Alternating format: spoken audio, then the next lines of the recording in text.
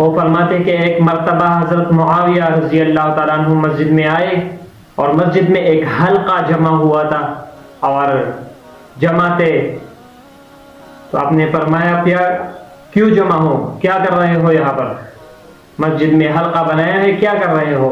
تو انہوں نے کہا ہم ذکر کے لیے جمع ہوئے، اللہ تعالیٰ کو یاد کرنے کے لیے جمع ہیں۔ تو حضرت معاویہ رضی اللہ تعالیٰ نے فرمایا کیا قسم سے آپ صرف اسی کے لیے جمع ہوئے ہیں؟ تو انہوں نے فرمایا ہاں، ہم صرف ذکر کے لیے ہی جمع ہوئے ہیں۔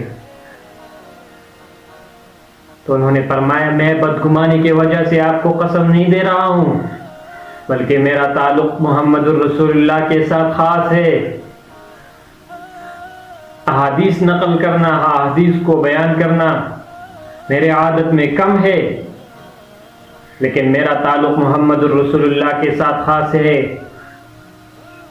میں آپ کو حدیث سناتا ہوں۔ ایک مرتبہ محمد الرسول اللہ صلی اللہ علیہ وسلم مسجد میں آئے، مسجد میں لوگوں نے حلقہ بنایا ہوا تھا، آپ نے اسی طرح پوچھا آپ کس لیے جمع ہوئے ہو، آپ کیا کر رہے ہو؟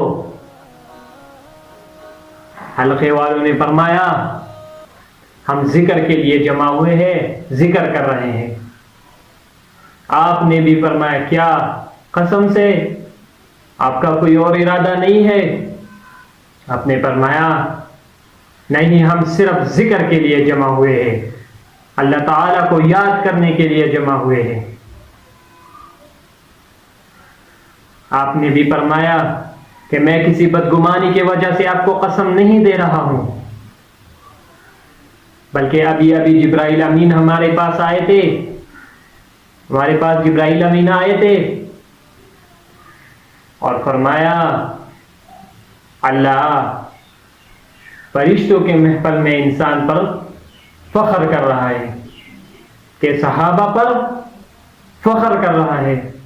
کتنی بڑی بات ہے ذکر اللہ اور اللہ تعالیٰ اس ٹائم فخر کر رہا ہے، اور جبرائیل امین پیغام لے کر آئے ہیں۔